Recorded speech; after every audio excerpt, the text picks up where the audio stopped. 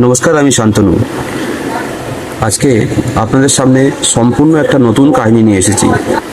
কাহিনীর নাম মধ্যরাতের বিভীষিকা পাহাড়ের বাড়িতে। চলুন তাহলে শুরু করা যাক। আপনি কি বাড়ি খুঁজছেন? বেশ নির্জন এলাকায় উৎপাত ছাড়া ছিমছাম একটা বাড়ি, না না, জরা জীর্ণ ভাঙা বাড়ি কিংবা হানা বাড়ির কথা বলছি না। কারা যেন নিয়মিত যত্ন নেয় সে বাড়ি, এমনকি মাঝে মাঝে সুন্দর গন্ধ ভেসে আসে।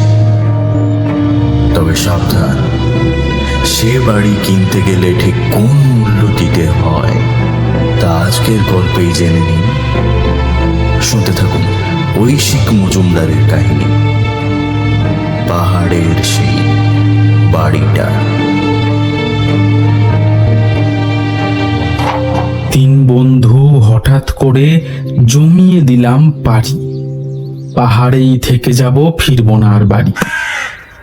ডায়েরির পাতায় লেখা এই কবিতা, যদি একে আদৌ কবিতা বলা যায়, পড়ে অনুপ আর আমি পরস্পরের মুখ চাওয়াচাওয়ি করলাম।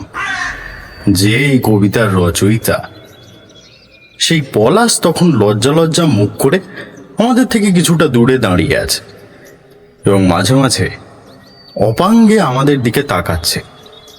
ভাবভঙ্গিতেই স্পষ্ট সে আমাদের মন্তব্যের অপেক্ষায় আছে। কিন্তু সিনেমার সংলাপ ধার করে বলতে গেলে এই কবিতা পাঠের পর কোনো মন্তব্য করা শুধু কঠিনই নয়, কার্যত অসম্ভব। প্রথম কথা, এর ভাব ও বিষয়বস্তু শিশুসুলভ কল্পনার ফসল। দ্বিতীয়ত, প্রথম লাইনের মাত্রাবৃত্ত এবং দ্বিতীয় লাইনের অক্ষরবৃত্ত তালগোল পাকিয়ে যে উৎকট ছন্দ পতন ঘটিয়েছে, সেই বাধা অতিক্রম করা দুরূহ। আর এই দুটো বিষয়কে অগ্রাহ্য করে যদি এগোনো যায়, তাহলে রয়েছে পদে পদে ভুল বানানের শক্তিশাল। পাড়ি এবং পাহাড়ের ক্ষেত্রে ডয়ে শূন্য রয়ের প্রতি পলাশের উন্নাসিক উপেক্ষা কোনো মতে মেনে নেওয়া গেলেও বাড়িকে ভুল করে বাড়ি লেখা কিছুতেই ক্ষমার যোগ্য নয়। আমি নেহাত শখের বসে ফেসবুকে একটু আধটু লেখালেখি করি, কিন্তু অনুপ রীতিমতো কলেজে বাংলার অধ্যাপক। তার অন্তর্দহন সহজেই অনুমান করতে পারছিলাম, কাজেই সে মুখ খুলবার আগেই তড়িঘড়ি আমাকে হাল ধরতে হলো। তা ভালোই হয়েছে, বেশ মিল দিয়েছিস, লিখে যা, আরো ভালো হবে। আর এক কাজ কর, কিছু কবিতা পড়ে ফেল। প্রথম প্রথম সুকুমার রায়, ভবানী প্রসাদ মজুমদার। আসলে ভাই, তোদের মতো অত বেশি পড়াশোনা তো করিনি, তবে চেষ্টা করলে বোধহয় কিছুটা লিখতে পারি। অনুপ আর আমি গোপনে দীর্ঘশ্বাস ফেললাম। আসলে পলাশের এ ধরনের চেষ্টা করবার প্রয়োজন কি, সেটাই আমাদের বোধগম্য নয়। নিজের ক্ষেত্রে সে যে কৃতিত্বের অধিকারী, আমাদের মতো মানুষের কাছে তা অভাবনীয়। আমরা তিনজনই ছোটবেলা থেকে এক স্কুলে এবং এক ক্লাসে পড়েছি। প্রথম থেকেই পলাশের শরীর চর্চার দিকে ঝোঁক। পড়াশোনায় আগ্রহ তার কোনো কালেই ছিল না। অতি কষ্টে মাধ্যমিকের গণ্ডি অতিক্রম করে সে বিদ্যার্জনের চেষ্টা মুলতবি রেখে শরীর গঠনে মন দেয়। এরপর অনুপ আর আমি যতদিন স্নাতক ও স্নাতকোত্তর ডিগ্রি পেয়েছি, ততদিনে সে জেলা স্তর ও রাজ্য স্তরের বহু দেহসৌষ্ঠব প্রতিযোগিতায় পদক জয় করে অবশেষে আন্তঃরাজ্য স্তরে প্রতিদ্বন্দ্বিতা করছে। যে সময়ের কথা বলছি, সে সময় আমরা তিনজনেই জীবনে থিতু। অনুপ যে অধ্যাপনা করছে সে কথা আগেই জানিয়েছি। আমি অর্থাৎ অভিজিৎ একটা বহুজাতিক সংস্থার বিজ্ঞাপন বিভাগে আছি। বিজ্ঞানের ছাত্র হলেও প্রথম থেকেই আমার সাহিত্যের প্রতি আকর্ষণ ছিল। এখন তাই অবসর পেলে বিভিন্ন ফেসবুকীয় সাহিত্য গ্রুপে যৎকিঞ্চিত লেখালেখি করে থাকি। পলাশ মোটেই পিছিয়ে নেই। সে কলকাতার এক বিখ্যাত জিমে প্রশিক্ষকের ভূমিকায় অবতীর্ণ। প্রতিযোগিতায় অংশ নেওয়া অবশ্য অব্যাহত। পলাশের শক্তি ও সক্ষমতা যে সত্যি ঈর্ষণীয়, তার প্রমাণ আমরা গতকাল আরো একবার পেয়েছি। অনুপ কিছুটা স্থূলকায়, তিনচুলের পাহাড়ে ট্রেকিং করতে গিয়ে একটা সময় দমছুট হয়ে সে একেবারে মাটিতে বসে পড়েছিল। তখন পলাশ অবলীলায় তাকে পাঁজা খোলা করে নামিয়ে নিয়ে আসে। অবশ্য এখানে আমাদের তিনচুলে আসার নেপথ্যের ঘটনাটাও একটু জানিয়ে রাখা উচিত। জীবিকায় থিতু হলেও আমরা তিনজনেই এখনো অবিবাহিত। অনুপ বা আমার দ্বারা প্রেম করা হয়ে ওঠেনি। পলাশের ব্যাপারটা অবশ্য একটু অন্যরকম। দেহ সৌষ্ঠবের স্বাভাবিক আকর্ষণে বহু মেয়ে তার কাছাকাছি এসেছে, কিন্তু কোনো অজানা কারণে সেসব সম্পর্কের কোনোটাই দীর্ঘস্থায়ী হয়নি। ও সের জন্য পলাশ দায়ী না সেই মেয়েরা, তা খতিয়ে দেখার প্রবৃত্তি অনুপ বা আমি কারোরই হয়নি। সে যাই হোক, আমরা তিনজনেই বুঝতে পারছিলাম আমাদের স্বাধীনতার মেয়াদ শেষের পথে। তিন বাড়িতেই অভিভাবকেরা আমাদের বিয়ে দেওয়ার জন্য উঠে পড়ে লেগেছিলেন। এই পরিস্থিতিতে একদিন পলাশ এসে আমাদের দুজনকে ধরল। শোনা, চল দিন কয়েকের জন্য তিন বন্ধু মিলে কোথাও একটা ঘুরে আসি। এরপর বেথা হলে যদি আটকে যাই। সেটা মে মাস, ইয়ার এন্ডিং এর চাপ না থাকায় আমার ছুটি নেওয়ার বিশেষ অসুবিধা নেই। অনুপ বলল কিছুদিনের মধ্যেই তার কলেজে গরমের ছুটি পড়বে, সুতরাং তিন বন্ধু পরিচিত এক ট্রাভেল এজেন্টের দ্বারস্থ হলাম এবং জুন মাসের গোড়ার দিকে দার্জিলিং মেলে চেপে কলকাতার গরমকে বিদায় জানালাম।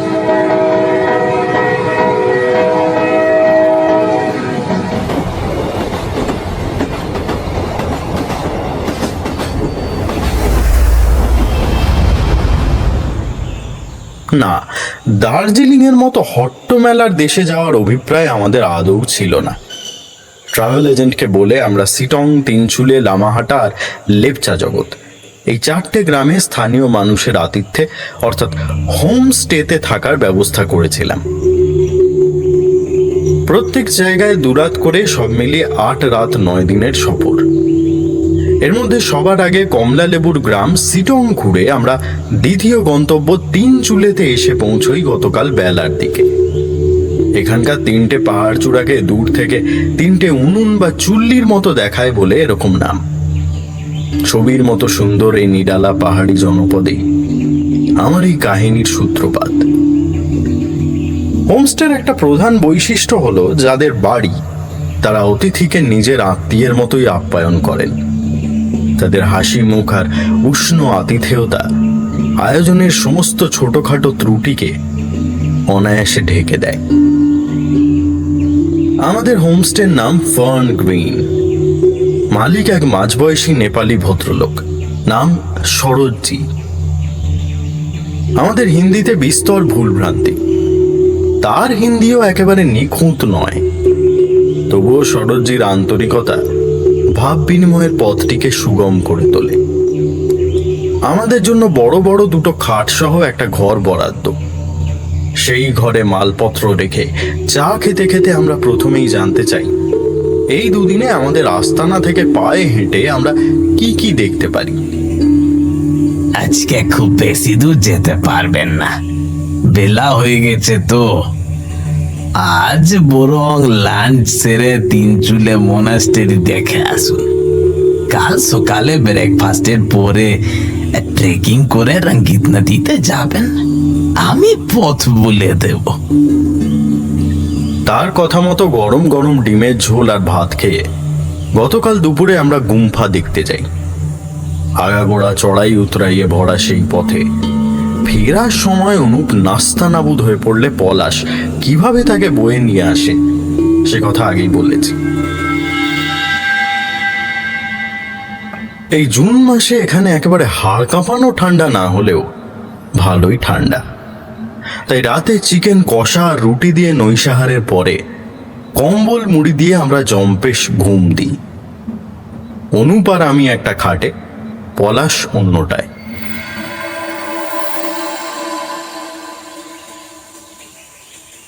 আজ সকালে আমাদের দুজনের ঘুম ভাঙে একটু বেলায়।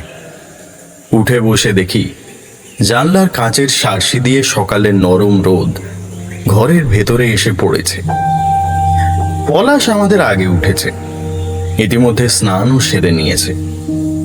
এই মুহূর্তে জানলার পাশে চাদর মুড়ি দিয়ে দাঁড়িয়ে একটা ছোট ডায়েরিতে সে কিছু একটা লিখছে। কৌতূহলবশত আমরা জানতে চাই সে কি লিখছে। প্রথমে দেখাতে আপত্তি করলেও একটু পরে সলজ্জ ভঙ্গিতে সে ডায়েরিটা আমাদের দিকে এগিয়ে দেয়। সেখানে যে 2 লাইন কবিতা লেখা ছিল তা পড়ার অভিজ্ঞতা পাঠকের কাছে বর্ণনা করেছি এই আখ্যানের একেবারে শুরুতেই। নিজেকে একটু সামলে নিয়ে অনুপ সম্ভবত পলাশকে কাব্য রচনা সংক্রান্ত কোনো উপদেশ দিতে যাচ্ছিল, কিন্তু তার আগেই দরজায় টোকা পড়ল। সাব চাই। বাইরে থেকে শরৎজির উৎফুল্ল কণ্ঠস্বর ভেসে এলো। চা খেয়ে উঠে অনুপ আর আমিও স্নান করে নিলাম। তারপর হোমস্টের খাবার ঘরে গিয়ে পুরি ভাজি দিয়ে তোফা প্রাতরাশ সেরে আরো এক প্রস্থ চা নিয়ে শরৎজির সাথে বসলাম। আপনারা কিছু শুকনো খাবার আর জল নিয়ে এখনই বেরিয়ে পড়ুন, তারপর সামনের পাকা রাস্তা ধরে নিচের দিকে নেমে যান। আন্দাজ ওই 1 কিলোমিটার গেলে দেখতে পাবেন বাঁ দিকে একটা পায়ে চলা পথ বেরিয়েছে। তার একেবারে শুরুতে একটা কাঠের ফলকে তীর চিহ্ন দিয়ে লেখা রয়েছে রঙ্গিত ভ্যালি। ওই পথ ঘুরে ঘুরে রঙ্গিত নদী ধারে গিয়ে নেমেছে। বরাবর চলে যাবেন। দুপাশে পাইন, ফার, রডোডেন্ড্রনের বন থাকলেও কোনো হিংস্র জন্তু নেই। তাছাড়া আপনারা ফিরেও তো আসবেন বেলা 2টোর মধ্যে, কাজেই বিপদের কোনো আশঙ্কা নেই। তবে তবে কি? ওই পথ ধরে কিছুটা নামলে একটা ফাঁকা জায়গা দেখতে পাবেন। সেখানে একটা বাড়িও আছে, কিন্তু ওই বাড়িতে ঢোকা নিষেধ। কেন ঢোকা নিষেধ? কেন? কারোর প্রাইভেট প্রপার্টি বুঝি? অত শত জানি না, ঢুকতে মানা করেছি, ঢুকবেন না বাস। না না, অন্যের বাড়িতে একেবারেই ঢুকবো না। আপনি চিন্তাই করবেন না, আমরা ওই পথ ধরেই ট্রেকিং করে সোজা রঙ্গিত নদীতে নামবো, আবার ওই পথ ধরেই শটান উঠে চলে আসবো, অন্য কোনো দিকে তাকাবই না। এই কথোপকথনের 0.5 ঘন্টার ভেতরেই আমরা তৈরি হয়ে বেরিয়ে পড়লাম। আরো মিনিট 20 পরে শরৎজি যে পায়ে চলা পথের কথা বলেছিলেন সেটা খুঁজে পেলাম। পথের শুরুতেই কাঠের ফলকের নির্দেশিকা দেখে চিনতে অসুবিধা হলো না। বড় রাস্তা ছেড়ে আমরা সেই পথ ধরলাম। অসংখ্য দৃশ্যমান ও অদৃশ্য পাখির মিলিত কলতান, অজস্র সুউচ্চ পাইন, ফার, প্রুসের ফাঁক ফোকর দিয়ে চুইয়ে আসা সকালের রোদের কবষ্ণ আলিঙ্গন, ঝরে পড়া পাতার স্তূপে মৃদু হাওয়ার মর্মর, নাম না জানা বুনো ফুলের সুবাসের সাথে পরতে পরতে মিশে থাকা মজে যাওয়া ফলের উদাসী ঘ্রাণ, রূপে, রসে, বর্ণে, গন্ধে প্রতিটি ইন্দ্রিয়কে বিহ্বল বিবশ করে দেওয়া সেই পথ চলার অভিজ্ঞতা ভাষায় বর্ণনা করার চেষ্টা বাতুলতা মাত্র। সেই সুখানুভূতি নিজের একান্ত অবগাহনের জন্য কথার প্রকাশ্য হাটে তাকে নিলামে তোলা যায় না। আমরা 3 জনেই আত্মমগ্ন হয়ে হাঁটছিলাম, কথাবার্তা হচ্ছিল খুব কম। একসময় পলাশ বলে উঠল, এখানেই থেকে যেতে পারলে বেশ ভালো হতো। আরে হ্যাঁ, তা তো হতোই, শুধু রোজগারের চিন্তাটা যদি না থাকতো। আচ্ছা ধর 3 জন মিলে এখানে একটা বাড়ি কিনে নিলাম, মানে আর কিছু না হলেও রোজ সকালে সেই বাড়ি থেকে এরকম মর্নিং ওয়াকে বেরিয়ে। আরে ওই তো বাড়িটা। আমরা দুজন সেই মুহূর্তে মাটির দিকে তাকিয়ে হাঁটছিলাম। তার কথা শুনে চোখ তুলে তাকালাম। দেখা গেল জঙ্গলের মধ্যে একটা অপেক্ষাকৃত ফাঁকা জায়গায় এসে পড়েছি। বেশ কিছুটা জমি গাছ কেটে পরিষ্কার করা হয়েছে। সেই জমির ঠিক মাঝ বরাবর একটা ছোট্ট দোতলা বাড়ি, রাস্তার ধারে বাঁশ দিয়ে তৈরি বেড়া, তার থেকে একটু পেছনে দেখে প্রথমে একটু অবাক হলেও পরক্ষণেই শরৎজির কথা মনে পড়ে গেল। উনি কি এই বাড়িটার কথাই বলেছিলেন? আর একটু এগোতেই তিনজনের মুখ থেকে একসাথে বেরিয়ে এলো, বাহ! তার কারণ সামনে থেকে দেখলে বাড়িটা ছবির মতো সুন্দর। আধুনিক স্থাপত্য শৈলী আদৌ নয়, বরং দেখলে মনে হয় ইংরেজ আমলের দোতলা বাংলো, হয়তো ঊনবিংশ শতাব্দীর শেষ বা বিংশ শতাব্দীর গোড়ার দিকে তৈরি। দেওয়াল পাকা হলেও ছাদে কাঠ আর টালির ব্যবহার। বাঁশের বেড়ার মাঝখানে বাখাড়ি তৈরি একটা গেট। পলাশ সরাসরি সেটা ঠেলে বাড়ির চৌহদ্দির ভেতরে ঢুকতে যাচ্ছিল।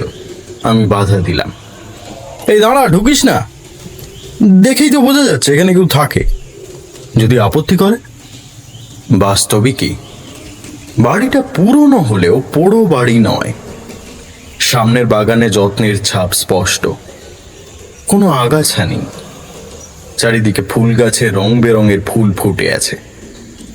বাড়ির আশেপাশে কোনো ঝোপ ছাড় নেই। দেওয়াল বেয়ে কোনো লতা উঠতে দেখা যাচ্ছে না। সেই দেওয়ালের সাদা রঙও সম্ভবত বিগত 5 বছরের ভেতরেই নতুন করে করা হয়েছে। একতলার দরজা এবং তার দুপাশে দুটো জানলা বন্ধ। ওপরের 3টে জানলা দেখে মনে হয় 3টে আলাদা ঘরের, খোলা, তবে ভেতরে কারো নড়াচড়া চোখে পড়ছে না। জানলা এবং দরজার পাল্লা কাঠের, রং সবুজ। রোদে জলে খানিকটা বিবর্ণ হলেও সেই সব পাল্লা আদৌ জীর্ণ নয়। অভি ঠিকই বলেছে, এখানে কেউ থাকে বলে মনে হচ্ছে। আমরা তিনজনেই বেড়ার বাইরে দ্বিধাগ্রস্তের মতো কিছুক্ষণ দাঁড়িয়ে রইলাম। কেন জানি না, সকলেই বাড়িটার ভেতরে ঢুকে দেখার একটা অদম্য আকর্ষণ অনুভব করছিলাম। নদীর ধারে যাব বলে বেরিয়েছি যখন, সেখান থেকেই আগে ঘুরে আসি, চল। ফেরার পথে না হয় বাড়িটা ভালো করে দেখে যাওয়া যাবে। তাই হলো। উতরাইয়ের পথে আরো প্রায় 40 মিনিট হাঁটার পর আমরা রঙ্গিত নদীর ধারে এসে পৌঁছালাম। নদী খাত অগভীর, জলের ধারা স্বচ্ছ আর হিমশীতল হলেও শীর্ণ, তবে স্রোতের গতি যথেষ্ট দ্রুত। যেন সদ্য তরুণী এক পাহাড়ি মেয়ে নবীন যৌবনের উচ্ছলতায় পাথরে পাথরে পা ফেলে চঞ্চল ছন্দে নাচতে নাচতে চলে যাচ্ছে। সেখানকার প্রাকৃতিক সৌন্দর্য আমাদের যেন কৈশোরে ফিরিয়ে নিয়ে গেল। 3 বন্ধু মিলে প্রায় 2 ঘন্টা ধরে পাথরের উপর হুটোপুটি করলাম। নানান রকম ভঙ্গিতে অজস্র খুশির মুহূর্ত মোবাইলের ক্যামেরায় ধরে রাখলাম। বড় বড় বোল্ডারের উপর বসে থাকলাম, ঠান্ডা জলে পা ডুবিয়ে। আরো কত কি করেছিলাম মনে নেই, তবে একটা বিশেষ ঘটনার কথা মনে আছে, কিংবা বলা ভালো মনে ছিল না, পরে মনে পড়েছিল, আর সেও একটা বিশেষ কারণে। অনুপ আর পলাশ পাশাপাশি একটা বোল্ডারের উপর বসেছিল, দুজনেরই মুখে হাসি। আমি একটু দূর থেকে তাদের ছবি তুলছিলাম। হাসতে হাসতে হঠাৎ পলাশ অনুপের গলা জড়িয়ে ধরল। ছাড় বলছি। এত কড়া গন্ধের পারফিউম মাখিস কেন বলতো? দম বন্ধ হয়ে গেল। পলাশ যে খুব উগ্র পারফিউম ব্যবহার করে সে আমরা আগে থেকেই জানি, তবে এটাও ঠিক যে পাহাড়ের এই দূষণহীন নির্মল পরিবেশে সেই গন্ধ উগ্রতর মনে হচ্ছিল। আজ সকালে হোমস্টে থেকে বেরোবার সময় পলাশ যখন ওই পারফিউম মাখছিল, তখন আমি কথাটা বলতে গিয়েও বলিনি।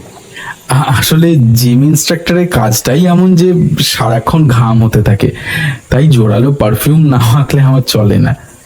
তা এখানেও কি তোর ঘাম হচ্ছে?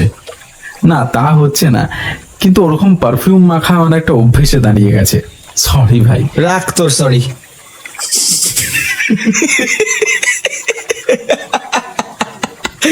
কিরে, আর কি বুঝিস না নাকি? হ্যাঁ, ঠাট্টা করছিস সেটাও বুঝতে পারছিস না? এবার সে নিজেই পলাশকে জড়িয়ে ধরল। আমিও তৎক্ষণাৎ এই সুন্দর মুহূর্তটাকে লেন্স বন্দি করলাম। সেই সুখস্মৃতি এতদিন পরেও মাঝে মাঝে ফিরে আসে, আর তারপরেই মনটা খারাপ হয়ে যায়। বেলা 1টার দিকে বুঝতে পারলাম খিদে পেট চুঁচুই করছে।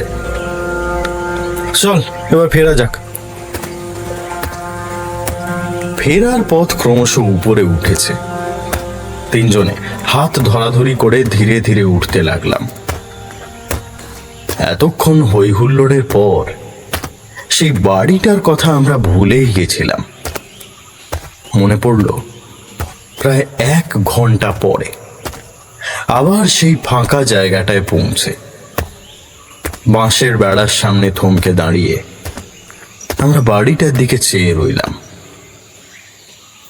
চল না একবার ভেতরে ঢুকে দেখি।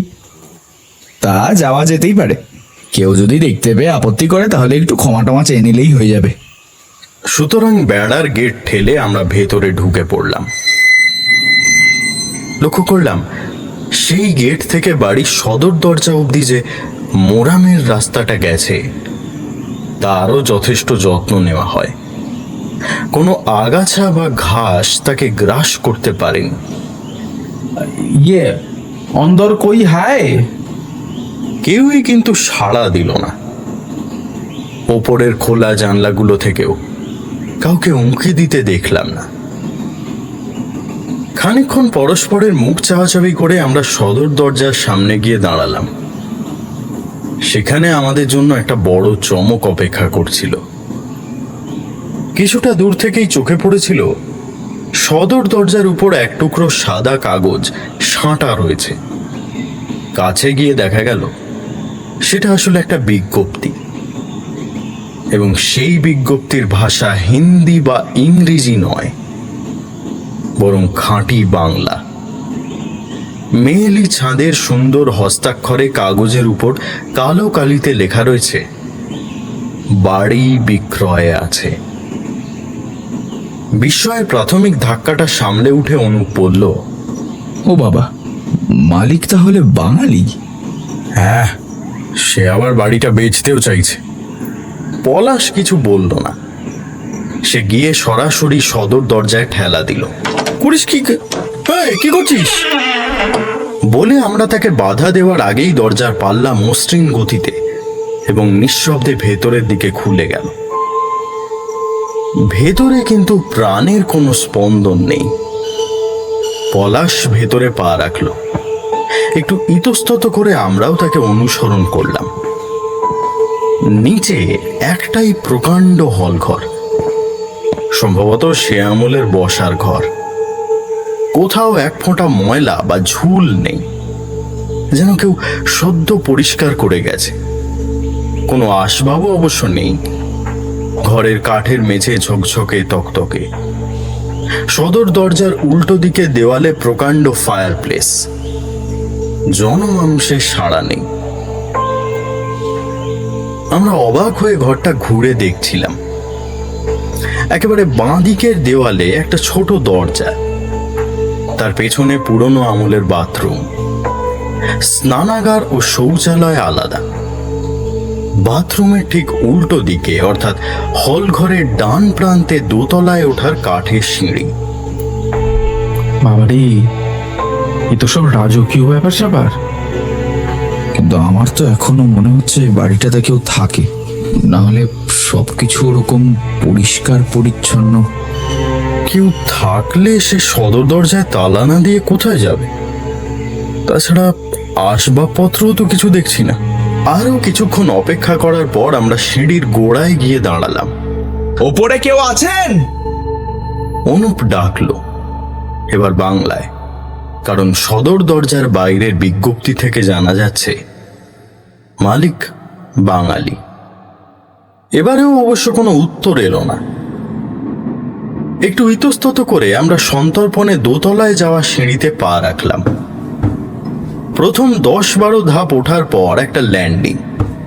সেখান থেকে উল্টো দিকে ঘুরে সিঁড়ির বাকি অংশ উপরে উঠেছে। কয়েক ধাপ ওঠার পরেই অবশ্য আমরা বুঝতে পারলাম সতর্কতার কোনো প্রয়োজন নেই। কাঠের তৈরি এবং প্রাচীন হলেও এ সিঁড়ি যথেষ্ট মজবুত। দোতলায় উঠে দেখা গেল আমাদের আগের অনুমানে ভুল নেই। বাইরে থেকে এই তলায় যে 3টে খোলা জানলা দেখেছিলাম, বাস্তবিকই তারা 3টে আলাদা আলাদা ঘরের জানলা। এই ঘরগুলো নিচের ঘরের তুলনায় ছোট। এদেরও মেঝেতে কাঠের আস্তরণ। প্রত্যেক ঘরেই ফায়ার প্লেস আছে। সম্ভবত এগুলো শোয়ার ঘর, যদিও এই মুহূর্তে খাট বা অন্য কোনো আসবাব নেই। তা না থাক, তবুও বারে বারেই মনে হচ্ছিল এখানে কেউ থাকে, কারণ এই ঘরগুলো ঝকঝকে তকতকে। মেঝের কাঠের পাটাতনগুলোতে নিখুঁত পালিশ। একটিও পাটাতন ভাঙা চোরা বা বাঁকা নয়। এবার বুঝেছি, এই বাড়ির মালিক বাঙালি হলেও তিনি এখানে থাকেন না। হয়তো গ্রামেরই কারোর হাতে দেখাশোনার ভার দেওয়া আছে। সে রোজ সকালে আসে, এই ঘরদোর ঝাড়পোছ করে আর বাগানটাও পরিষ্কার করে, তারপর নিজের বাড়ি চলে যায়। কিন্তু সে সদর দরজায় তালা দিয়ে যায় না কেন? মানছি চুরি যাওয়ার মতো কিছু নেই, কিন্তু কোনো গরিব বা ভবঘুরে তো উড়ে এসে জুড়ে বসতে পারে। হয়তো এখানে সেরকম কেউ নেই। তখনকার মতো তার যুক্তি মেনে নেওয়া ছাড়া পথ ছিল না। সুতরাং আমি বা পলাশ এ নিয়ে আর তর্ক করলাম না। 3 জনে মিলে ঘরগুলো ঘুরে দেখছি, এমন সময় পলাশ হঠাৎ থমকে দাঁড়িয়ে জোরে জোরে শ্বাস টানতে লাগলো। অনুপ, হবি, একটা একটা গন্ধ পাচ্ছিস না? প্রথমে আমরা বুঝতে পারিনি, কিন্তু একটু খেয়াল করার পর সত্যিই মনে হলো খুব মৃদু একটা মিষ্টি গন্ধ নাকে এসে পৌঁছচ্ছে, অনেকটা বেকিং এর গন্ধের মতো।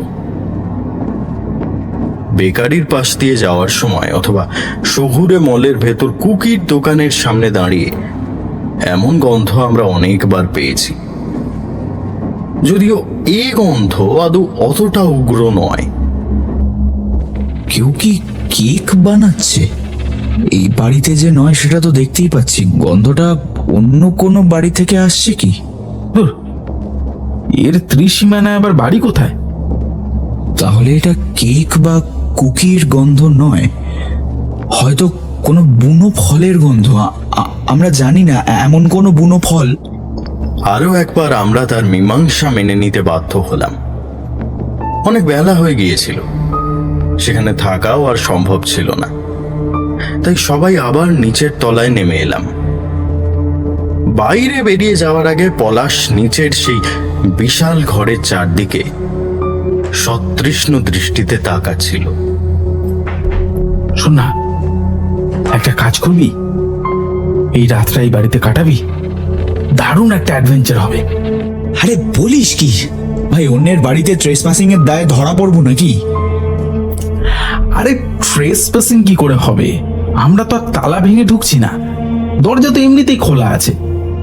আর নিচের এই ঘরটাতেই শোবো, ওপরে তো বেডরুমে যাব না।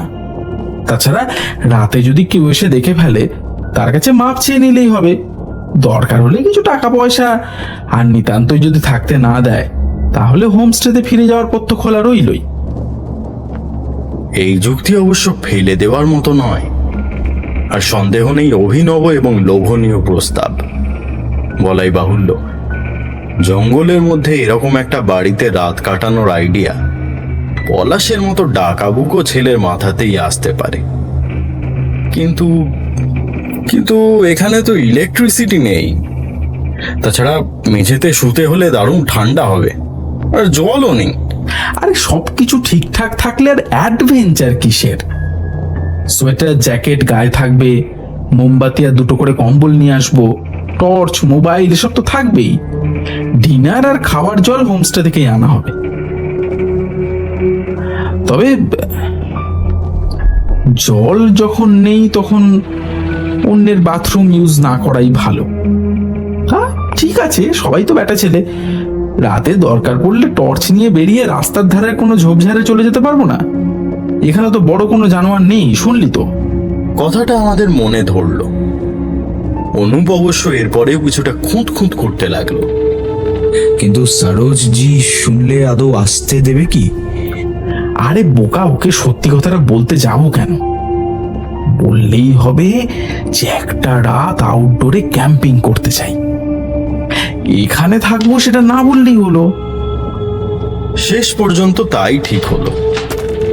ষড়যন্ত্র পাকা করতে করতে তিন মূর্তি বাকি পথটুকু পাড়ি দিয়ে হোমস্টেতে এসে পৌঁছালাম এবং এসেই নিজেদের পরিকল্পনার কথা ঘোষণা করে দিলাম। প্রত্যাশা মতোই সরোজজি প্রথমে আপত্তি করলেন। না না না না, জঙ্গলের মধ্যে কোথায় রাত কাটাবেন? ঠান্ডা লেগে যাবে, সাপখোপ আছে। না না না, ও সব করতে হবে না। জঙ্গলের ভেতর নয়, নদীর ধারে একটা পরিষ্কার জায়গা দেখে এসেছি, আর ঠান্ডাও লাগবে না। আমাদের কাছে শীতের পোশাক ছাড়াও স্লিপিং ব্যাগ আছে, আর আপনার এখান থেকে 2টো করে কম্বল নিয়ে নেব। অনেক সাধ্য সাধনার পর ওর অনুমতি পাওয়া গেল। সন্ধ্যে 7:30টার দিকে চা পকোড়া খেয়ে বোঝা কাঁধে এবং টর্চ হাতে 3 জনে রওনা দিলাম। টর্চ বলতে 3 সেলের জোড়ালো চাইনিজ টর্চ।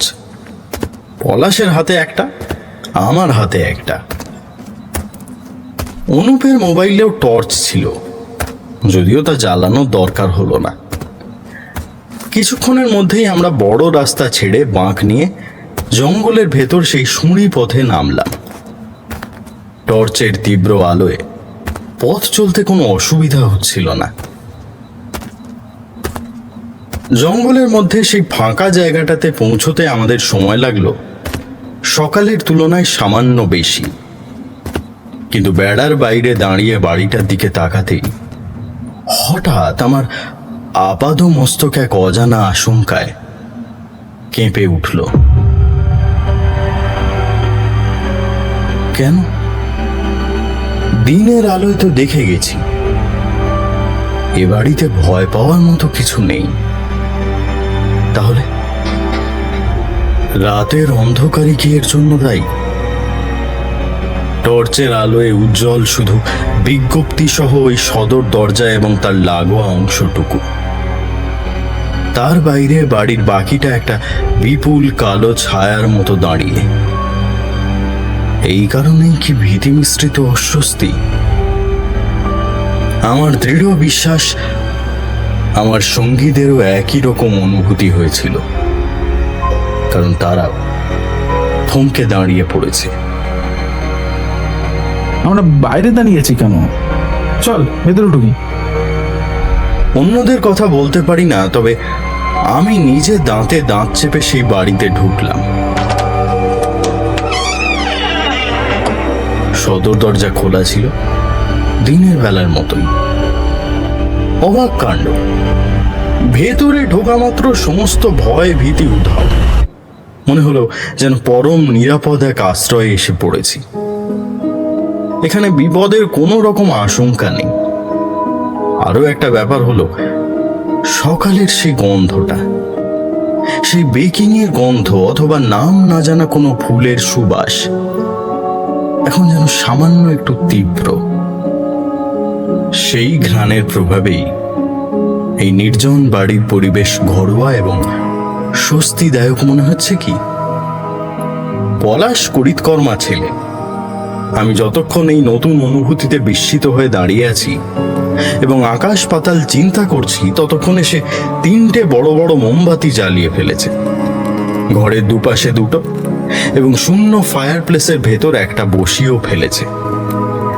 সেই কাঁপা কাঁপা আলোয় বিশাল ঘরটা আবছাভাবে হলেও আলোকিত হয়েছে এবং তাতে যেন ভরসার ভাবটা আরো বেড়েছে।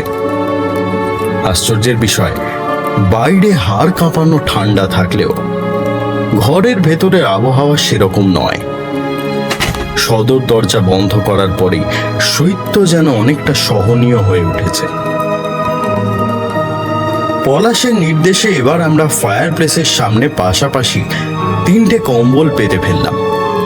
প্রত্যেকে একটা করে কম্বলের ওপর শোবো আর একটা করে কম্বল গায়ে দেব। এছাড়া গায়ের সোয়েটার জ্যাকেট তো আছেই। এখানে আসার পথে ভয় হচ্ছিল তাতেও হয়তো এই তীব্র শীত বাগ মানবে না, কিন্তু আগেই বলেছি এখন দেখা যাচ্ছে সেই ভয় অমূলক। এই ঘরের জানলা দরজা বন্ধ থাকা অথবা মেঝে কাঠের হওয়া, যে কোনোটাই এর কারণ হতে পারে। বাড়িটায় ঢোকবার সময় কেমন একটা গা ছমছম করছিল, এখন অবশ্য করছে না। আসলে এরকম গোছানো বাড়ি একদম ফাঁকা পড়ে আছে সেটা ভেবেই হয়তো। আচ্ছা ভাই, যে কেয়ারটেকার এই বাড়ির যত্নআত্তি করছে সে নিজেই কেন এখানে আন্ডা বাচ্চা নিয়ে ওঠেনি বলতে পারিস? এখানকার গ্রামের যা ছিরি তার নিজের ঘরদোরের অবস্থা নিশ্চয়ই খুব একটা ভালো নয়। মনে হয় এই ব্যাপারে বাড়ির মালিকের কড়া নিষেধ আছে। সে জানে গ্রামের লোককে একবার জাঁকিয়ে বসতে দিলে তোলা কঠিন, তখন হয়তো বাড়ি বিক্রিতেও অসুবিধা হবে। আর ওসব ছাড়তো, এখন দেখা যাক সরোজজি রাতের খাবার কি দিয়েছে। হ্যাঁ, খেতে বেশি দেরি করলে এই ঠান্ডায় ওটা সব বরফ হয়ে যাবে নাকি? টিফিন ক্যারিয়ার খুলে দেখা গেল তাতে আছে আগের রাতের মতোই রুটি আর চিকেন কষা, সঙ্গে পেঁয়াজ, লঙ্কা, ধনে পাতার একটা চাটনি। খাবার বাস্তবিকই ঠান্ডা হয়ে গেছিল, তবে খেতে মন্দ লাগলো না। খাওয়া সেরে আমরা খোশ গল্পে মেতে উঠলাম। অনেকদিন পরে কথায় কথায় আমাদের স্কুল জীবনের নানান ছোটখাটো ঘটনা উঠে আসছিল। আচ্ছা, ইতিহাসের স্যার ভূদেব বাবুর কথা তোদের মনে আছে? সেই যে ভদ্রলোক আমার মতো গাধাকে পিটিয়ে ঘোড়া করবেন বলে কিরকম উঠে পড়ে লেগেছিলেন? আমাদের বিলক্ষণ মনে ছিল। ক্লাসে এসেই ভূদেব স্যার পড়া ধরতেন এবং তার প্রশ্নবাণের প্রথম লক্ষ্য হতো পলাশ। পলাশ, আকবরের বাবার নাম কি? পলাশ, পানিপথের যুদ্ধ কত সালে হয়েছিল? হয়তো ভদ্রলোকের গোপন আশা ছিল পলাশ কোনোদিন হঠাৎ একটা সঠিক উত্তর দিয়ে তাকে তাক লাগিয়ে দেবে। সে আশা অবশ্য পূর্ণ হয়নি। শেষের দিকে স্যার ক্লাসে ঢুকলেই আমি বেঞ্চের উপর উঠে দাঁড়িয়ে পড়তাম। পড়া তো পারবো না, তাই আগে থেকেই। আমরাও তার সংগ্রামক হাসিতে যোগ দিলাম। এরকম গল্প গুজবের মধ্যে দিয়ে হালকা মেজাজে কেটে গেল প্রায় ঘন্টা দুয়েক।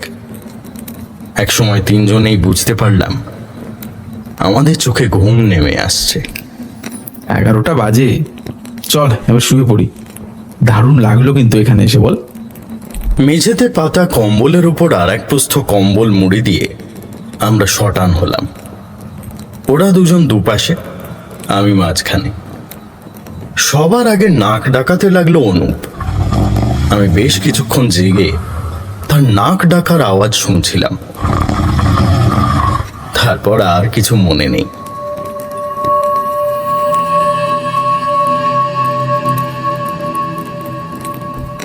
রাত তখন কটা জানি না।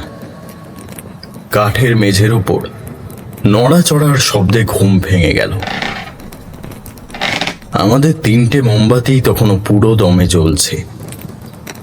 ঘুম চোখে ঘাড় ঘুরিয়ে সেই আলোয় দেখলাম পলাশ উঠে বসেছে। কি হলো? কিছু না, একবার টয়লেট যেতে হবে, মানে বাড়ির বাইরে। তোর পরে আমিও যাবো। হ্যাঁ, আমিও। নিজের টর্চটা হাতে নিয়ে পলাশ উঠে দরজার দিকে এগোলো। দরজা খুলে কয়েক পা বাইরেও বেরোলো, কিন্তু তারপরেই দেখলাম সে আবার ঘরে ফিরে এসেছে। অভি, হাই অভি, হাই, দরজাটা একটু দাঁড়াবি? ব্যাপার কি? ভয়? পলাশের মতো দুর্দান্ত ছেলে ভয় পাচ্ছে? মুহূর্তের মধ্যে পুরোপুরি সজাগ হয়ে উঠলাম। কি হয়েছে পলাশ? আসলে বাইরেটা এত অন্ধকার। আমিও উঠে টর্চ হাতে তার পেছন পেছন গেলাম, আর দরজার বাইরে পা রাখা মাত্র পলাশের দ্বিধার কারণটা বুঝতে পারলাম। এই বাড়িতে ঢোকার মুখে যে অনুভূতিটা হয়েছিল আবার সেই অদ্ভুত অনির্দিষ্ট আতঙ্ক আমার সমস্ত সত্তাকে গ্রাস করছে। বাইরে বিপদ, আমার অবচেতন মন যেন সতর্কবাণী শোনাচ্ছে, বাড়ির ভিতরে ফিরে যাও এক্ষুনি। এই বাগানের বাইরে যেতে হবে না, বরং ওই বাগানের ওই ঝোপটার পেছনে গিয়ে। সে বাধ্য ছেলের মতো আমার কথা শুনল। এরপর সে আমার জায়গায় এসে দাঁড়ালো। আমি ঝোপের আড়ালে গিয়ে কোনো মতে কাজ সারলাম। অনুপের বেলায় পাহারায় থাকলাম আমরা দুজনেই। বাড়িতে ঢুকে পড়তেই কিন্তু ফের নিশ্চিন্ত, আবার সেই পরম নিরাপত্তার অনুভূতি। এরকম কেন হচ্ছে বলতো? বাড়ির বাইরে গেলেই মনে হচ্ছে ভয়ঙ্কর কিছু একটা ঘটবে, কিন্তু ভেতরে ঢুকলেই আবার সব ঠিকঠাক। জানি না, ওই ওই গন্ধটার জন্য না তো। তার কথায় খেয়াল হলো সেই গন্ধটা এখন সত্যি রীতিমতো তীব্র হয়ে উঠেছে।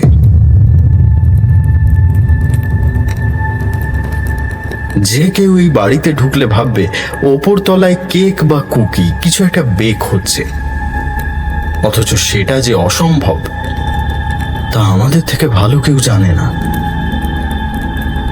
আচ্ছা, ওই গন্ধে কি এমন কোনো মাদকতা আছে যা ধীরে ধীরে আমাদের চেতনাকে আচ্ছন্ন করছে? সেই কথাটাই বলবো বলে মুখ খুলেছি, পলাশ একটা হাত তুলে আমাকে বাধা দিল। দেখলাম সে উৎকণ্ঠ হয়ে কি যেন শুনছে।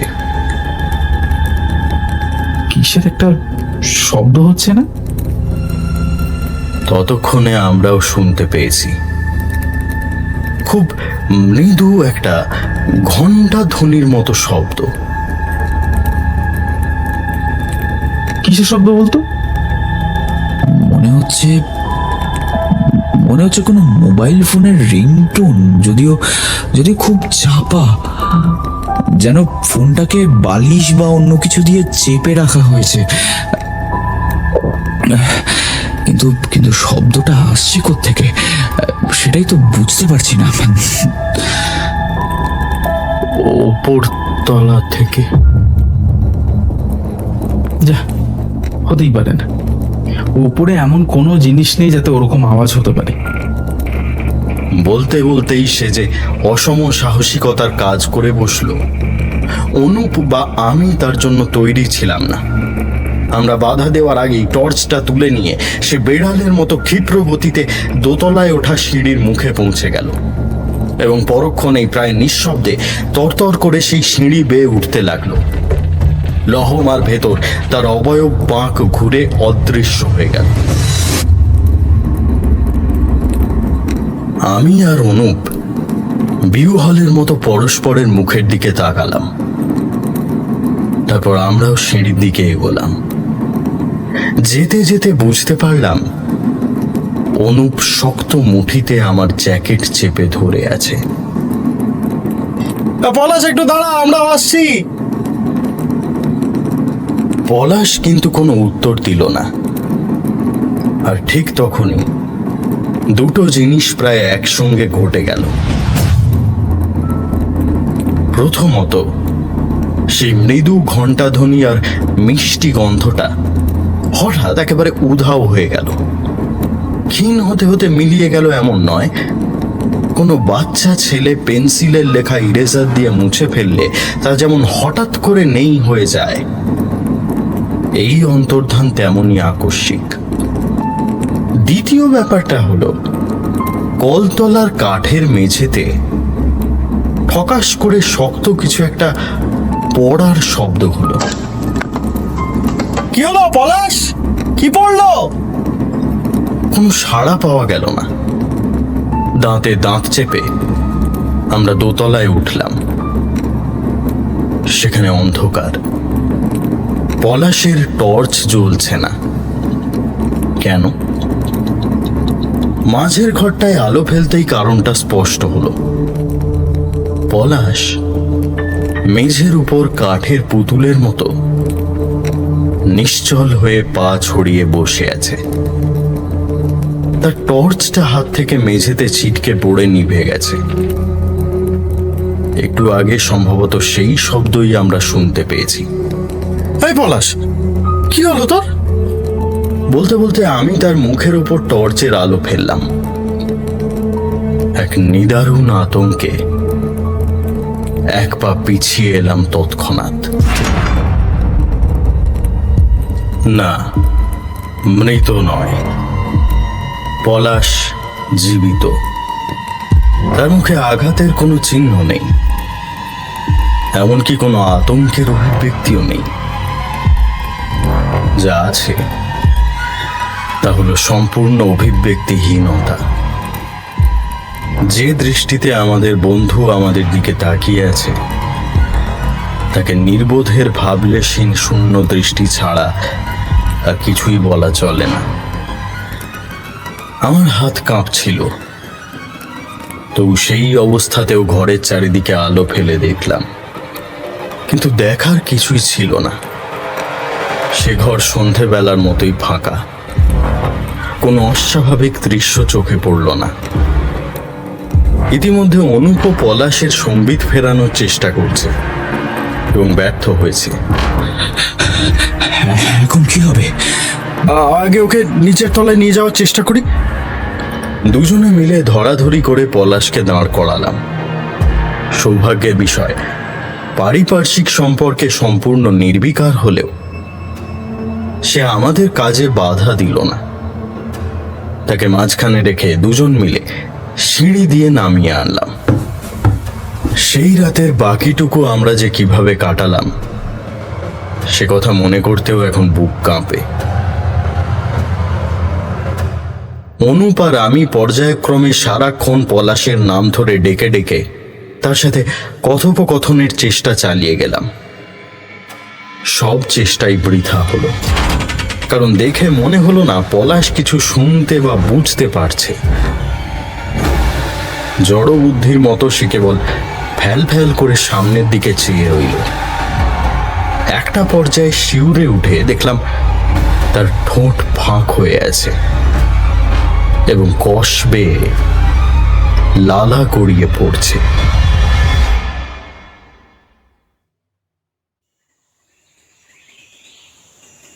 এক সময় ভোরের আলো ফুটল। সে আলো জোর সামান্য বাড়তেই অনুপকে পলাশের পাশে পাহারায় রেখে আমি বেরিয়ে পড়লাম। উদ্দেশ্য গ্রামে গিয়ে সাহায্য জোগাড় করে আনা। আশ্চর্যের বিষয়, বাড়ির ভেতরটা নিরাপদ এবং বাইরেটা বিপজ্জনক এমনটা আর মনে হলো না। সেই আশ্চর্য গন্ধ আর রহস্যময় শব্দের সাথে সাথেই যেন সেই অদ্ভুত অনুভূতিটাও লুপ্ত হয়েছে।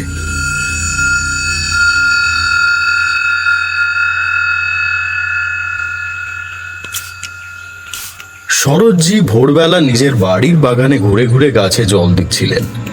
আমাকে পাগলের মতো দৌড়ে আসতে দেখে তিনি হতচকিত হয়ে পড়লেন। আমার অসংলগ্ন কথাবার্তায় তার বিভ্রান্তি আরো বাড়ল। বিস্তর চেষ্টায় আমার বিবৃতি বিশ্লেষণ করে একসময় তিনি সত্যিটা হৃদয়ঙ্গম করতে পারলেন। আপনারা ওই বাড়িতে রাত কাটিয়েছেন? ওই সাংঘাতিক বাড়িতে? তৎক্ষণাৎ তিনি চেঁচামেচি করে লোকজন জড়ো করে ফেললেন। উত্তেজিত ভঙ্গিতে স্থানীয় লোকেদের তাদের পরিস্থিতি বুঝিয়ে বললেন। লক্ষ্য করলাম এক বৃদ্ধ ভদ্রলোকের সাথে তার কথাবার্তা হলো বেশি। শ্রোতাদের গম্ভীর মুখ দেখে আমাদের দুর্ভাবনা বাড়ল। যতই যুক্তিবাদী হই না কেন, ওই বাড়িতে যে স্বাভাবিকের বাইরে কিছু আছে সে কথা মেনে নিতে আমার আর কোনো দ্বিধা ছিল না। শরৎজির নেতৃত্বে আমরা সদল বলে অকুস্থলে গিয়ে পৌঁছলাম। সেখানে পরিস্থিতির কোনো পরিবর্তন হয়নি। পলাশ সেই একই রকম ভঙ্গিতে জড়ো ভরতের মতো বসে আছে।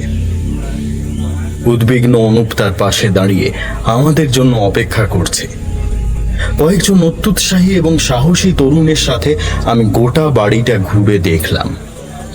কোথাও অস্বাভাবিক বা ভীতিপ্রদ কিছু নেই। পলাশের এই মনোবিকারের কোনো কারণ আদৌ খুঁজে পাওয়া গেল না।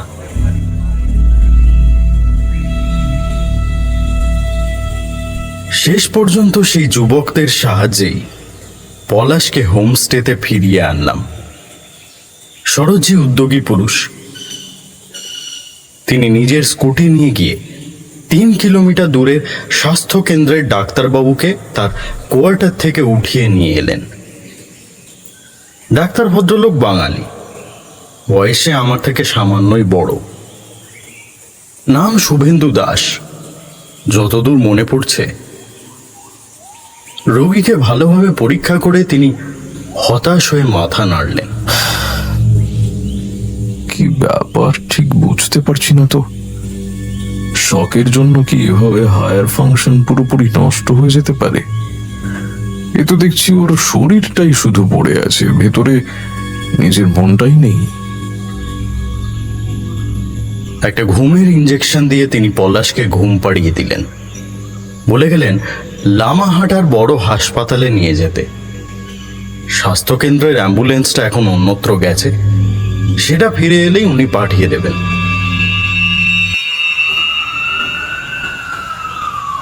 সেই অ্যাম্বুলেন্স এসে পৌঁছতে অবশ্য সময় লাগলো ঝাড়া 2 ঘন্টা। সেই বৃদ্ধ বাদে অন্য গ্রামবাসীরা বিদায় নিয়েছিল। বৃদ্ধের নাম নিমা শেরপা। শরৎজি তাকে, অনুপকে আর আমাকে নিয়ে এই সময়টুকু নিজের ঘরে বসে কাটালেন।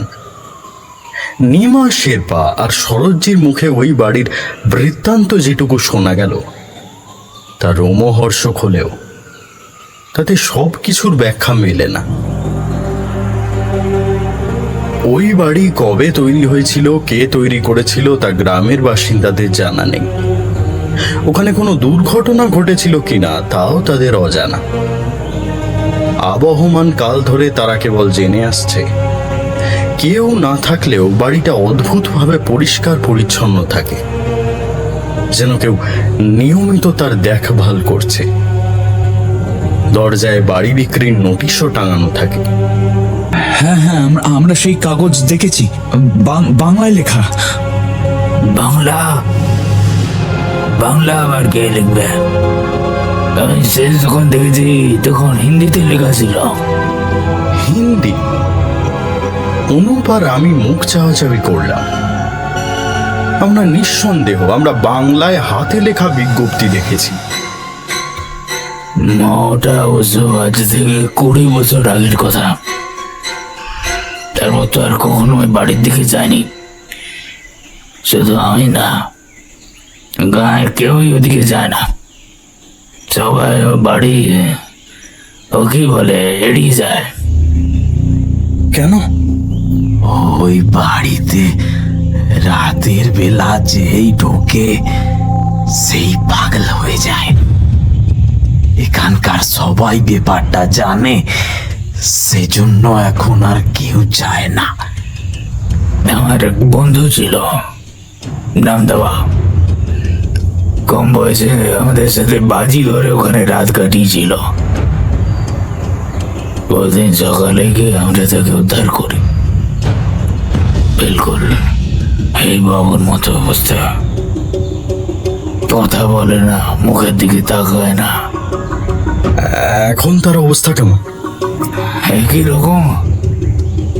এখন অবশ্য আমার মতোই বুড়ো। সারাদিন ওই বিছানায় শুয়ে ভ্যাল ভ্যাল করে ছাদের দিকে তাকিয়ে থাকে। তো খাইয়ে দিলে খায়, না দিলে খায় না। সেই থেকে লোকে আর যায় না। শুধু বছর 5 আগে একজন টুরিস্ট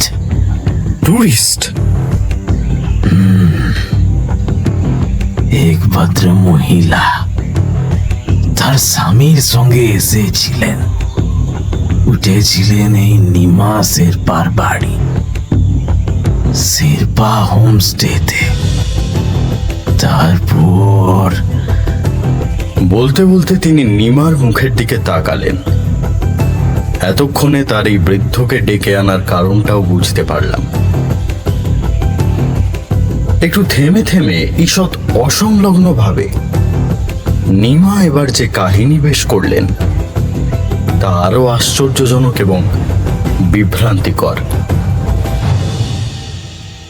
ম্যাডামের নাম নিমার যতদূর মনে আছে রয়। তিনিও কলকাতা থেকে এসেছিলেন। এই কথা শুনে আমরা বুঝলাম রয়টা সম্ভবত নাম নয়, পদবী। তাই এখন থেকে ভদ্রমহিলাকে আমি মিসেস রায় বলেই উল্লেখ করছি। রায় দম্পতির রুচি আর 5 জন পর্যটকের থেকে কিছুটা আলাদা। মধ্য 40-এর এই স্বামী স্ত্রী বেশি ছোটাছুটিতে বিশ্বাসী ছিলেন না। তারা 3 চুলেতে দিন 15 থাকার পরিকল্পনা নিয়ে এসেছিলেন। খুব অল্প সময়ের মধ্যেই তারা নিমার পরিবারের সঙ্গে তো বটেই, গ্রামবাসীদের সাথেও একাত্ম হয়ে যান। ভদ্রমহিলা এখানকার প্রাকৃতিক সৌন্দর্যে মুগ্ধ ছিলেন। মোবাইল ক্যামেরায় তোলা এখানকার নানান ছবি নেট মারফত কলকাতার বন্ধুদের কাছে পাঠাতেন। মাঝে মাঝে নেট যোগাযোগ ব্যাহত হলে গৃহকর্তার কাছে মৃদু অনুযোগও করতেন।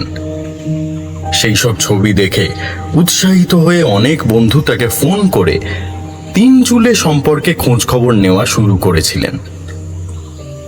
নিমার বেশ মনে আছে, সেই সময় তার হোমস্টেতে প্রায়শই মিসেস রায়ের রিংটোনের আওয়াজ শোনা যেত। রিংটোন?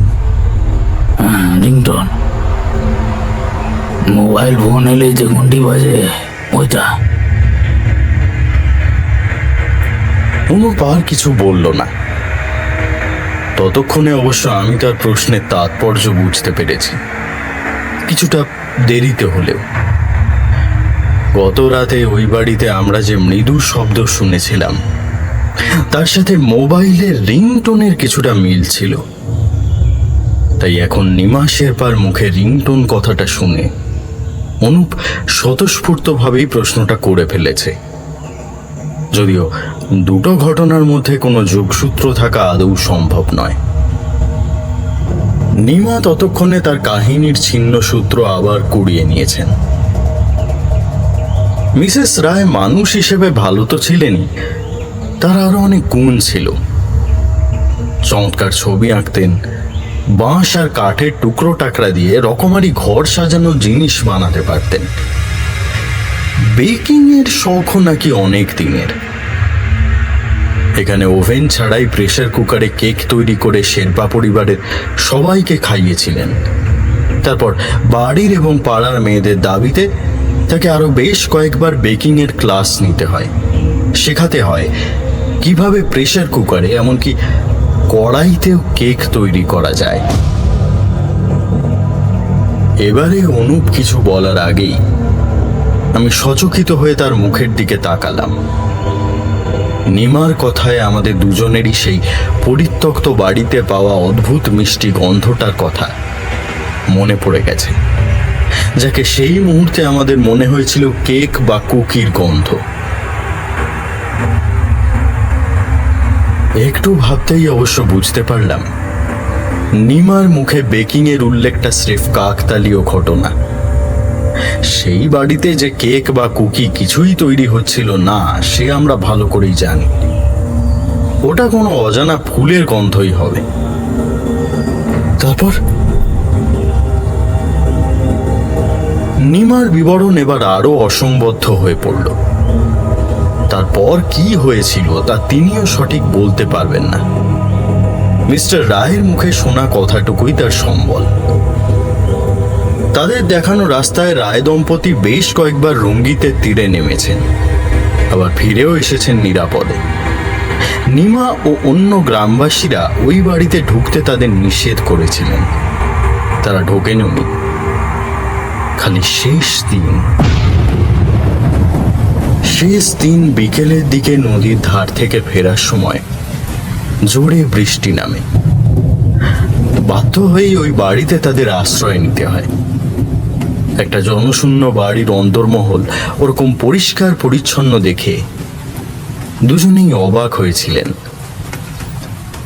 সন্ধ্যার মুখে বৃষ্টি ধরে আসে, কিন্তু হোমস্টের উদ্দেশ্যে বেরোবার মুহূর্তে মিস্টার রায়ের মনে পড়ে তারা তাদের একটা ব্যাগ নদীর ধারেই ফেলে এসেছেন। স্ত্রীকে ওই বাড়িতেই অপেক্ষা করতে বলে তিনি যত দ্রুত সম্ভব গিয়ে জিনিসটা উদ্ধার করে আনেন। কিন্তু তার ফিরতে ফিরতে অন্ধকার নেমে আসে। বাড়ির সামনে এসে স্ত্রীর নাম ধরে ডেকে তিনি কোনো সাড়া পাননি। উদ্বিগ্ন মিস্টার রায় মোবাইলের টর্চের সাহায্যে ভেতরে ঢোকেন। মিসেস রায়কে পাওয়া যায় দোতলার ঘরে। কাঠের মেঝের ওপর পা ছড়িয়ে তিনি মূর্তির মতো স্থির হয়ে বসেছিলেন, ঠিক যেমন করে একদিন বসেছিলেন নিমার সেই বন্ধু দাওয়া, কিংবা কাল রাতে যেমন করে বসেছিল আমাদের বন্ধু পলাশ।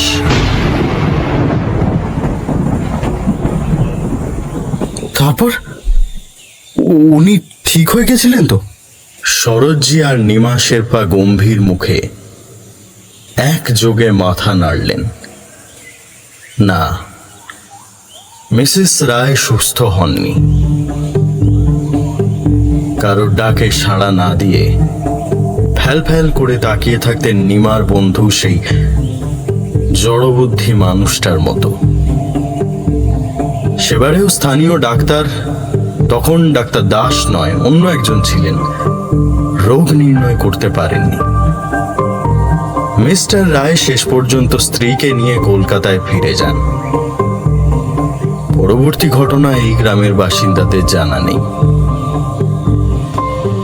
সেই কারণেই শরৎজি আর নিমা শেরপার ভয় আমাদের বন্ধুর ক্ষেত্রেও হয়তো।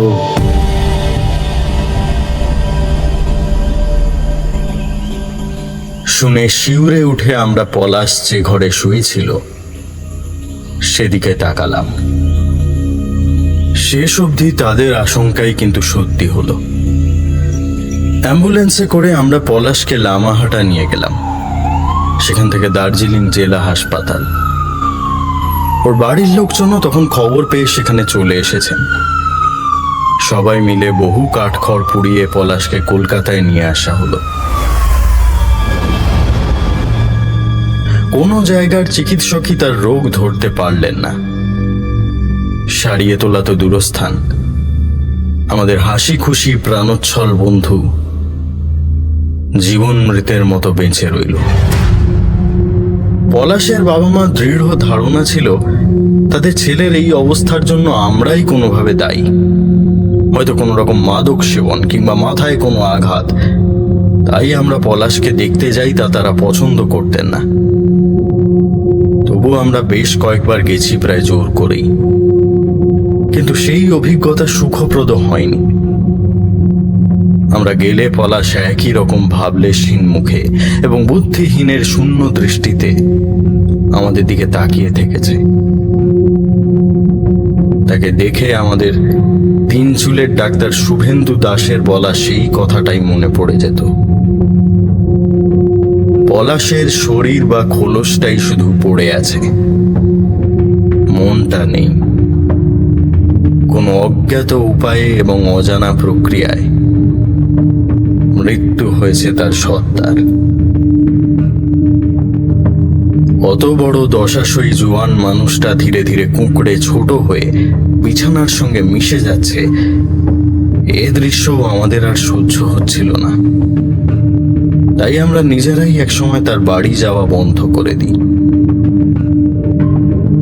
এই আখ্যান এরকম দিকশূন্য অবস্থায় এখানেই শেষ হতে পারত, তবে এর সামান্য একটু পরিশিষ্ট আছে। তাতেও যে সব ঘটনার ব্যাখ্যা মিলেছিল এমন নয়, তবে এই ঘটনার পরে প্রায় 1 বছর কেটে গেলেও আমার যুক্তিবাদী মন কিছুতেই ব্যাপারটা মেনে নিতে পারছিল না। বারবার মনে হচ্ছিল ঘটনার ভেতরে অতিপ্রাকৃত কিছু নেই। বাস্তবে নিশ্চয়ই ওই বাড়িতে এমন কিছু ছিল যা আমাদের বন্ধুর এই করুণ পরিণতির জন্য দায়ী। হয়তো এমন কোনো ভয়াবহ দৃশ্য যা আমাদের চোখে পড়েনি। অজানা উৎস থেকে আসা ওই অদ্ভুত মিষ্টি গন্ধটাও হয়তো মানুষের মস্তিষ্কে প্রভাব বিস্তারে সক্ষম। আমি বহুবার অনুপকে বলেছি আমাদের 3 চুলে ফিরে গিয়ে ওই বাড়িটাকে আরো একবার খুঁটিয়ে দেখা উচিত। ভয় অথবা বিতৃষ্ণা কিসের জন্য জানি না, এই প্রস্তাবে সে সাড়া দেয়নি। পরের বছর মার্চ মাসে তার বিয়ে হয়ে যাওয়ার ফলে সে পুরোপুরি আটকা পড়ে গেল। কিন্তু আমার সামনে হঠাৎ করেই একটা সুযোগ এসে গেল। এরও প্রায় মাস 3 পর। আগেই বলেছি আমি একটা বহুজাতিক সংস্থার বিজ্ঞাপন বিভাগে আছি। সেই সংস্থা রবীন্দ্রনাথের স্মৃতিধন্য মংপুতে সিংকোনা গাছ থেকে কুইনিন তৈরির কারখানার আধুনিকীকরণের দায়িত্ব পেয়েছিল। প্রায় 7-8 মাস ধরে স্বদেশে তৈরি এবং বিদেশ থেকে আমদানিকৃত নানাবিধ যন্ত্রপাতি বসানোর কাজ করছিল। জুন মাসের গোড়ায় সংস্থার বিজ্ঞাপনে সেই কর্মকাণ্ড প্রদর্শনের উদ্দেশ্যে কর্তৃপক্ষ আমাকে সেখানে পাঠালেন। কাজ শেষ হওয়ার পর দেখলাম হাতে একটা গোটা দিন আছে।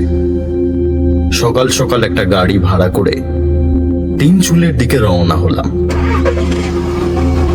তরুণ ড্রাইভারের ধারণা ছিল আমি হয়তো গন্তব্যে পৌঁছে কোনো একটা হোমস্টেতে রাত কাটাবো, কিন্তু আমি তিনচুলের একটা বাড়ি দেখে সেদিন সন্ধ্যাতেই আবার মংপু ফিরে আসবো, এ কথা জেনে সে বেশ অবাক হলো। অবশ্য মোট ভাড়ার অর্ধেক অগ্রিম হিসেবে হাতে পেয়ে কোনো ওজর আপত্তি করল না। তিনচুলে পৌঁছালাম বেলা 12:30টায়। গ্রামে ঢোকার পর ড্রাইভারকে বললাম একটু ধীর গতিতে চালাতে। একটু পরেই রাস্তার পাশে সেই পরিচিত হোমস্টে ফার্ন গ্রিন। আর চোখে সেদিকে তাকাতে তাকাতে জায়গাটা পেরিয়ে গেলাম। সরোজজিকে দেখতে পেলাম না। আর একটু এগোতেই রাস্তার বাঁ পাশে সেই কাঠের ফলকটা চোখে পড়ল, রঙ্গিত ভ্যালির দিক নির্দেশ। তার সামনে দিয়ে সেই চেনা পায়ে চলা পথ পিচ রাস্তাকে পেছনে ফেলে রেখে নিচের দিকে নেমে গেছে। গাড়ি থামিয়ে নেমে পড়লাম। ড্রাইভারকে বললাম সেখানেই অপেক্ষা করতে, আমি ঘন্টা 1.5-এর মধ্যেই ফিরে আসব। তারপর আরো একবার রঙ্গিত নদীর পথে পা রাখলাম। সেই পাহাড়ি পথের সৌন্দর্য আজও অটুট, কিন্তু আজকে তা উপভোগ করার মতো মানসিকতা ছিল না। বারবার চোখের সামনে ভেসে উঠছিল শয্যাশায়ী পলাশের ক্ষীয়মান চেহারা আর ভাবলেশীন মুখ। চোয়াল শক্ত করে দ্রুত পা চালাচ্ছিলাম। হাতটা আরেকটু তোলো সোনা। হ্যাঁ, এই তো, এবার স্মাইল স্মাইল। জনহীন পথে হঠাৎ মানুষের কণ্ঠস্বর কানে আসায় চমকে উঠেছিলাম। একটা বাঁক ঘুরতেই সেই কণ্ঠস্বরের অধিকারীকে চোখে দেখতে পেলাম। ডিএসএলআর ক্যামেরা হাতে এক তরুণ। সে যার ছবি তুলছে সেই তরুণী হাসি মুখে লাস্যময় ভঙ্গিতে একটা রডোড্রেনড্রন গাছের কুসুমিত শাখার দিকে হাত তুলে রয়েছে। জুটির দুজনেরই বয়স আমার থেকে কম, সম্ভবত সদ্য বিবাহিত। মধুচন্দ্রিমা এসেছে। আমাকে দেখে তারা প্রথমে একটু অপ্রস্তুত হয়ে পড়েছিল। তারপর ছেলেটা যথেষ্ট সপ্রতিভতা দেখিয়ে প্রশ্ন করল, টুরিস্ট? তাদের পাশ কাটিয়ে এগিয়ে গেলাম। বাক্যালাপে জড়িয়ে পড়ার ইচ্ছা ছিল না। আরেকটু এগোতেই সেই ফাঁকা জায়গাটায় এসে পড়লাম। এখন আমার সামনে সেই বাঁশের বেড়া, তার পেছনে বাগান, তারপর সেই বাড়ি। বাইরে থেকে বেশ কিছুক্ষণ বাড়িটার দিকে তাকিয়ে দাঁড়িয়ে রইলাম। এই 1 বছরে তার বহিরঙ্গে কোনো পরিবর্তন আসেনি। কেয়ারি করা বাগান, ভেতরের মোরামের পথে যত্নের ছাপ, দেওয়ালের সাদা রং এখনো অম্লান। এবারেও ওপর তলার 3টে জানলা খোলা, নিচের সদর দরজা আর তার দুপাশের 2টো জানলা বন্ধ। সেদিকে যে অস্বস্তি হচ্ছিল না এমন নয়, কিন্তু সেই সঙ্গে এই রহস্যের শেষ দেখার একটা অদম্য জেদও আমাকে পেয়ে বসেছিল। একসময় বাখারির গেট ঠেলে বাগানে ঢুকে পড়লাম। তারপর পায়ে পায়ে সদর দরজার সামনে গিয়ে দাঁড়ালাম। আশ্চর্য, সেখানে এখনো সেই কাগজটা লাগানো রয়েছে, বাড়ি বিক্রির বিজ্ঞপ্তি। না না, একটু ভুল হলো, এটা সম্ভবত সেই কাগজ নয়। যতদূর মনে পড়ছে সেই কাগজের লেখা মেয়েলি ছাঁদের হলেও একেবারে পাকা হাতের ছিল। এই কাগজে কিন্তু বেশ অপরিশীলিত হস্তাক্ষরে লেখা হয়েছে, গোটা গোটা অক্ষর, মাঝের ফাঁক অসমান, তদুপরি বিশ্রী বানান ভুল। বাড়ি বিক্রি আছে, রীতিমতো হাস্যকর। কিন্তু কিন্তু এই হাতের লেখা আগে কোথাও দেখেছি কি? দরজায় যথারীতি কোনো তালা নেই। মনে একটু ধন্দ নিয়েই পাল্লা ঠেলে ভেতরে ঢুকে পড়লাম। একটা বিষয়ে অবশ্য কোনো সন্দেহ নেই, একেবারে প্রথমে আমাদের তিন বন্ধুর যে ধারণা হয়েছিল তা সঠিক। এই বাড়ির মালিক অথবা মালিকরা বাঙালি। তিনি বা তারা কোনো স্থানীয় লোকের মাধ্যমে বাড়িটায় যত্ন আত্তি করছেন, সদর দরজায় নিত্য নতুন বাড়ি বিক্রির নোটিশও টাঙাচ্ছেন। কোনো অজ্ঞাত কারণে ওপরের গ্রামের বাসিন্দারা সে সম্পর্কে অবহিত নয়। ঘরের চারিদিকে চোখ বুলিয়ে বিস্ময়ের মাত্রা আরো বাড়ল। এই 1 বছরে এ বাড়ির ভেতরেও কোনো পরিবর্তন হয়নি। সেই ফায়ারপ্লেস, সেই বাথরুম, দোতলায় যাওয়ার সেই কাঠের সিঁড়ি, দেওয়ালে কোথাও একটু ঝুল বা ধুলো নেই। মেঝের কাঠও আগের বারের মতোই পরিষ্কার আর চকচকে। বিউহলের মতো এদিক সেদিক ঘাড় ঘোরাচ্ছিলাম। পায়ে পায়ে সিঁড়ির গোড়ায় গিয়ে দাঁড়াতেই গন্ধটা নাকে এলো, একটা মৃদু গন্ধ। খারাপ নয়, তবে আগের বার যে কেক তৈরির মতো গন্ধ পেয়েছিলাম, এ যেন তার থেকে অনেকটাই আলাদা। যদিও সুগন্ধই বলা চলে। দোতলা থেকে আসছে কি? আরো আশ্চর্যের বিষয়, এই গন্ধটাও একটু চেনা চেনা লাগছিল, যেন আগে কোথাও পেয়েছি। শুধু কোথায় পেয়েছি সেটাই মনে পড়ছিল না। সেখানে দাঁড়িয়ে আকাশ পাতাল ভাবছি, এমন সময় এই যে আবার দেখা হলো। পেছন থেকে পুরুষ কণ্ঠের সম্ভাষণে আঁতকে উঠে প্রায় পড়ে যাচ্ছিলাম। কোনো ক্রমে সামলে নিয়ে ঘুরে দাঁড়ালাম। আমার পেছনে একটু আগে পথে দেখা সেই হানিমুন কাপল। ছেলেটা হাসি মুখে আমার দিকে তাকিয়ে আছে, মেয়েটা কৌতূহলী মুখে ঘরের ভেতরটা ঘুরে দেখছে। আমিও চেষ্টা করে মুখে হাসি টানলাম। আচ্ছা, হোমস্টের মালিক কি এই বাড়িতেই ঢুকতে মানা করেছিল? কেন? এখানে কি কেউ থাকে, নাকি এটা একটা হোমস্টে, টুরিস্টদের ভাড়া দেয়? অনুমান করলাম সদর দরজার পাল্লা এই মুহূর্তে ভেতরের দিকে খোলা থাকায় তাতে সাঁটা বাড়ি বিক্রির বিজ্ঞপ্তিটা হয়তো এদের চোখ এড়িয়ে গেছে। কেউ যে থাকে সে তো বোঝাই যাচ্ছে, না হলে জঙ্গলের ভেতর এত পরিষ্কার পরিচ্ছন্ন বাড়ি, এখানে কে থাকে জানেন? আমি দুদিকে ঘাড় নাড়লাম, জানি না। এত সুন্দর একটা পুরনো বাংলো চমৎকার রিসর্ট হতে পারত। আর আরে,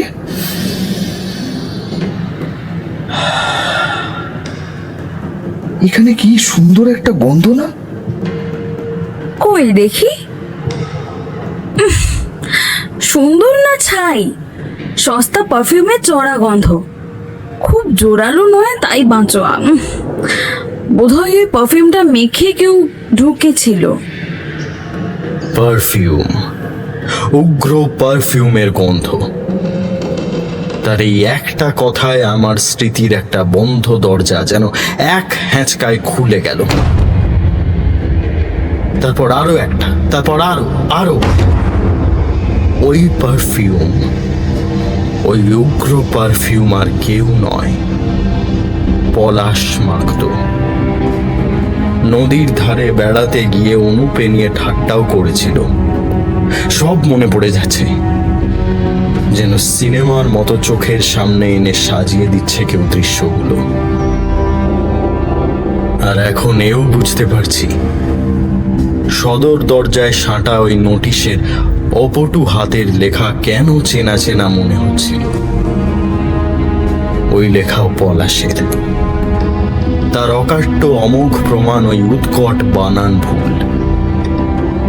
ঈশ্বর সাক্ষী, সরোজ্জির হোমস্টেতে সেই সকালে পলাশ যে কবিতা লিখেছিল, সেখানেও সে ওই একই ভুল করেছিল।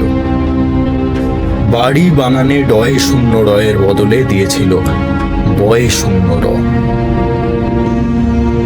আমার নিদারুণ আতঙ্কের ছাপ সম্ভবত আমার মুখেও পড়েছিল, কারণ কথা বলতে বলতে এদিকে ফিরতেই ছেলেটার ভ্রু কুঁচকে গেল। একটা রাত এখানে ক্যাম্পিং করলে কেমন অ্যাডভেঞ্চার হতো বলো তো?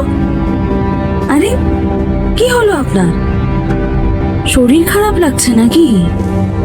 আমি চোখে অন্ধকার দেখছিলাম।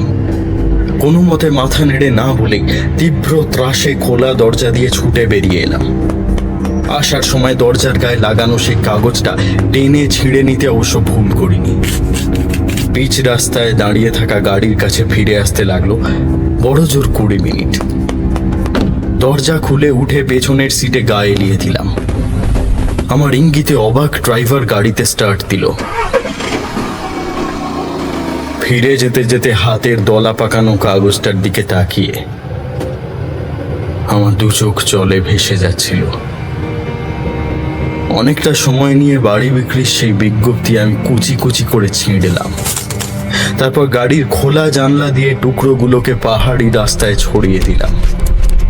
দিতে দিতে মনে মনে পলাশের কাছে ক্ষমা চাইলাম। না, কলকাতার এক বিছানায় যে নির্জীব খোলসটা পড়ে আছে তার কাছে নয়, ক্ষমা চাইলাম আমার বন্ধু পলাশের কাছে। অবশ্য যদি সত্যিই ওই বাড়িতে সে থেকে থাকে। আমি চাইনি ওই বাড়ি বিক্রির ঘোষণা দেখে নতুন কেউ আকৃষ্ট হোক, কারণ ওই বাড়ি কিনতে গেলে কি দাম দিতে হয় তা এখন আমি জানি, অথবা জানি না। বললাম না, সব ঘটনার সুস্পষ্ট ব্যাখ্যা আমি পাইনি। বড়জোর একটা কিছু ভেবে নিয়েছি বলা যায়। সেই ভাবনার কথা কলকাতায় ফিরে কাউকে বলিনি। পাঠকও ভেবে নিতে পারেন নিজের মতো করে।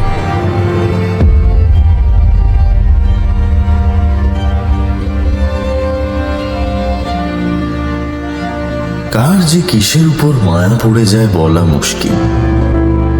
মায়া তেমন জোরালো হলে ছেড়ে চলে আসার বহু পরেও আমাদের অন্তরাত্মা অন্য কোথাও পড়ে থাকে।